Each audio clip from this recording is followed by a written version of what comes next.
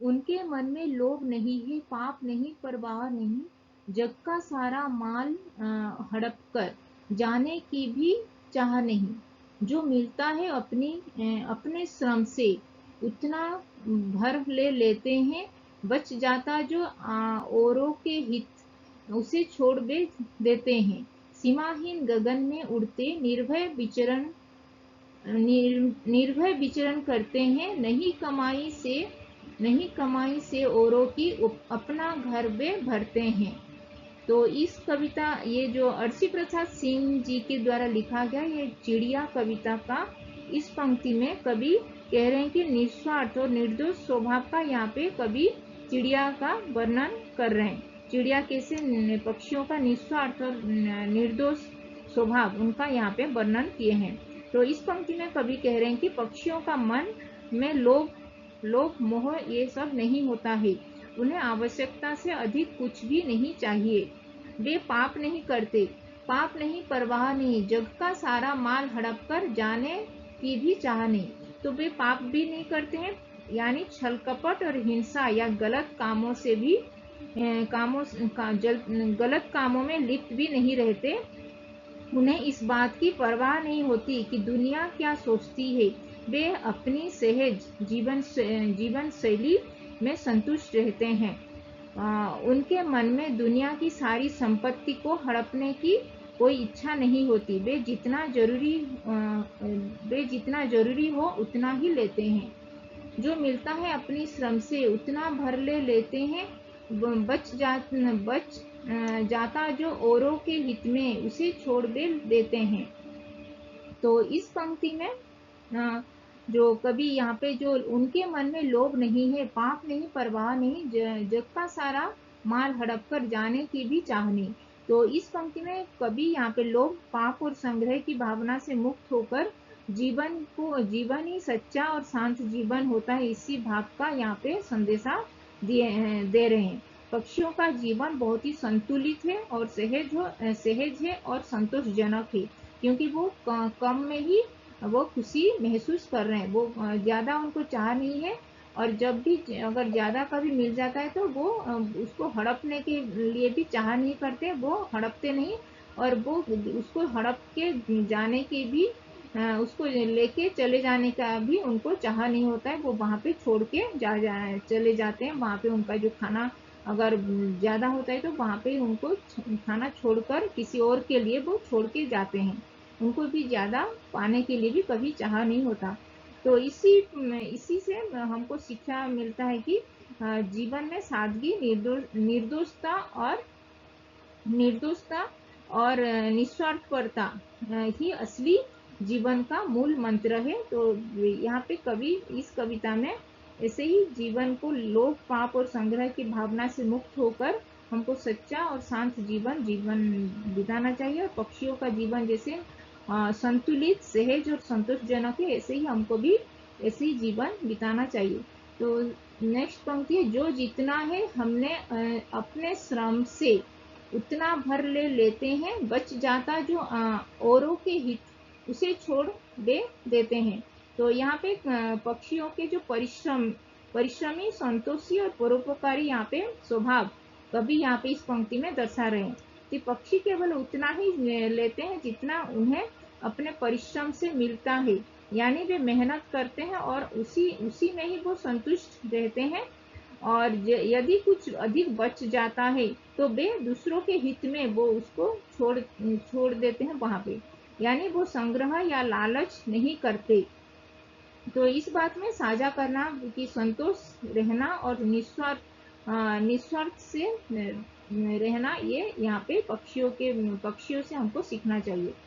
और यहाँ पे इस पंक्ति में कवि जो अर्सी प्रसाद सिंह जी ने यहाँ पे पक्षी परिश्रमी और संतोषी होते हैं, और मेहनत से जो भी उनको मिलता है उसी में वो खुश रहना चाहते हैं, खुश रहते हैं उसी में ही।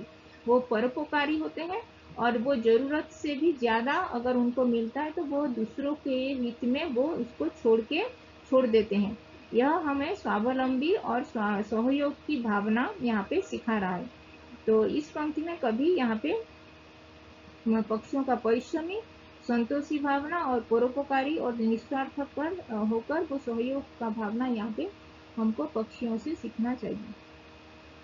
फिर सीमाहीन गगन में उड़ते निर्भय विचरण करते हैं, नहीं कमाई से औरों की अपना घर में भरते हैं। तो यहाँ पे कवि इस पंक्ति में कवि जो अर्सी प्रसाद सिंह जी ने इस पंक्ति में पक्षियों का स्वतंत्रता, निर्भयता और आत्मनिर्भरता का चित्रण यहाँ पे किए हैं। पक्षी सीमाहीन आकाश में उड़ते हैं, यानी उनके लिए कोई सीमा नहीं है। वे पूरे स्वतंत्रता और निडर होकर आकाश में विचरण करते हैं। वे कभी दूसरों की कमाई या मेहनत पर निर्भर नहीं करते। वे अपने श्रम से ही जीवन यापन करते हैं और कभी किसी का हक नहीं वो छीनते, कभी किसी का हक नहीं छीनते, लेकिन वो अगर ज्यादा उनको मिलता है तो वो दूसरे के हित में वो वहां पे छोड़ देते हैं। तो यहाँ पे जीवन बहुत गहरा संदेश दे रहा है कि स्वतंत्र रहो, आत्मनिर्भर बनो और दूसरों के अधिकारों को मत छीनो, उनका आदर करो। तो इसी पंक्ति में पूर्ण स्वतंत्रता और निर्भयता के साथ हमको जीना चाहिए, इसी का प्रेरणा यहाँ पे इस पंक्ति में मिल रहा है। तो आत्मनिर्भरता बनो और केवल अपने परिश्रम से जीवन यापन करना ही यहाँ पे पक्षियों के माध्यम से यहाँ पे हमको सीखना चाहिए। और न्याय और नैतिकता कभी भी दूसरों का मेहनत का हमको नहीं छीनना चाहिए और दूसरों को हित में हमको उसको छोड़ देना चाहिए। तो ये इसी पंक्ति में ये सब हमको शिक्षा मिल रहा है। तो वे कहते हैं, मानव सीखो तुम अपना हमसे जीना जग में, हम शोषण और क्यों तुमने डाली है बेड़ी पग में। तो यहाँ पे पक्षी जैसे मानव से संवाद कर रहे हैं कि उसे जागरूकता और आत्मनिरीक्षण का यहाँ पे प्रेरणा दे रहे हैं। वे कह रहे हैं कि मानव तुम हमसे जीवन जीने की कला सीखो। हम पक्षी तो स्वतंत्र, निडर और संतोषी जीवन जीते हैं, फिर तुमने अपने ही पैरों में बेड़ियां क्यों डाल ली है, यानी क्यों तुमने खुद को लोभ, लालच, ईर्षा, चिंता और भौतिक बंधनों में जकड़ लिया है। क्या तुमने स्वतंत्रता और सरलता का मार्ग छोड़ दिया है।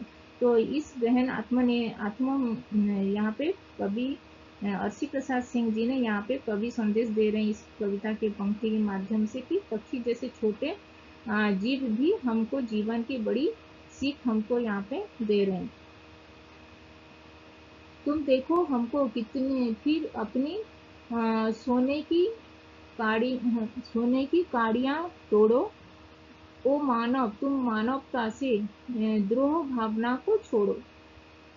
तो यहाँ पे पक्षी इस पंक्ति में कवि अर्सी प्रसाद सिंह जी ने इस पंक्ति में पक्षियों का मानव को जागरूक करने का और आत्मचिंतन करने के प्रेरणा देने का प्रयास यहाँ पे कर रहा है। वे कह रहे हैं कि हमें देखो, हम कैसे स्वतंत्र हैं, संतुलित हैं और मिलजुल कर जीते हैं, जबकि तुमने अपने चारों ओर सोने की बेड़ियां बांध रखी है, यानी भौतिक सुख, लोभ, अहंकार और लालच की चमकदार जंजीरों में खुद को जकड़ रखा है।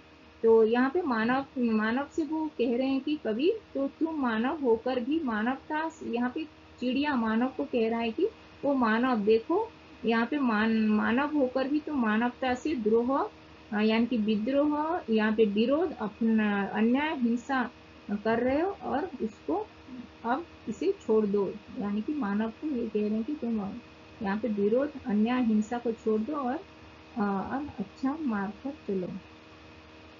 पक्षी यहाँ पे ये सादगी, स्वतंत्रता और प्रेमपूर्ण भाव यहाँ पे जीवन जीने का शिक्षा दे रहा है, यहाँ पे पक्षियों से हमको मिल रहा है। तो वो मानव से कह रहे हैं कि भौतिक लालच और अहंकार से मुक्त होकर हमको सभी को मानवता को अपनाना चाहिए। और यह एक नैतिकता और आत्मिक जागृति का भी आह्वान है और हमको भीतर झांक कर हमको अपना जीवन को बदलना चाहिए। फिर पीपल की डाली पर चिड़िया यही पीपल की डाली पर चिड़िया यही सुनाती जाती है, बैठ घड़ी भर हमें चकित कर, गाकर फिर उड़ जाती है। तो इस पंक्ति में कवि चिड़िया के माध्यम से जीवन की सरलता, संदेश और समय की अहमियतता की बात कर रहे हैं। तो चिड़िया पीपल की डाली पर बैठकर हमें एक छोटा सा संदेश सुनाने आती है, यानी वह हमें अपनी मधुर आवाज से कुछ महत्वपूर्ण समझाना यहाँ पे चाह रही है। तो बहुत थोड़ी देर के लिए बैठती है, कुछ समय हमें सिखाती है या बताती है, फिर गाती है और फिर उड़ जाती है। वो बताती है कि हमको चिड़िया का जीवन न केवल संक्षिप्त है केवल, बल्कि वहाँ पे समय का भी बहुत सही उपयोग वो करती है।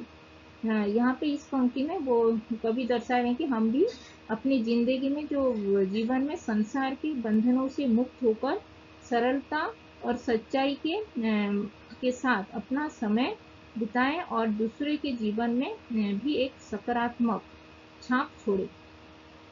तो यहाँ पे जीवन का समय बहुत छोटा और कीमती है। जैसे चिड़िया समय का सदुपयोग करके, वैसे ही हमको भी, मानव को भी समय का सदुपयोग करना चाहिए। पीपल की डाली पर चिड़िया वही सुनाती आती है, बैठ बैठ घड़ी भर हमें चकित कर, गा फिर गाकर फिर उड़ जाती है। यानी कि वो जब उसका काम वो खत्म हो जाता है, वो अपना दूसरा काम करने के लिए वो छोड़ के वहाँ एक दूसरे जगह में वो चली जाती है। तो इसीलिए वो समय का सदुपयोग भी करना हम चिड़िया से सीखना चाहिए।